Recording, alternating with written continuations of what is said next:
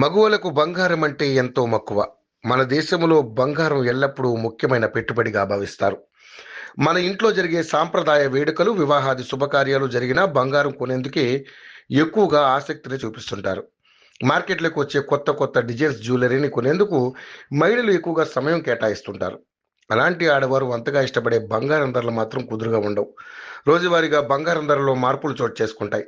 ఈ నేపథ్యంలోనే బంగారం ధరలకు సంబంధించిన సమాచారాన్ని యోయో టీవీ ఛానల్ తమ వ్యూవర్స్ ప్రయోజనాల కోసం ప్రతిరోజు అందిస్తుంది. బులియన్ మార్కెట్లో బంగారం ధరలు పెరిగాయి.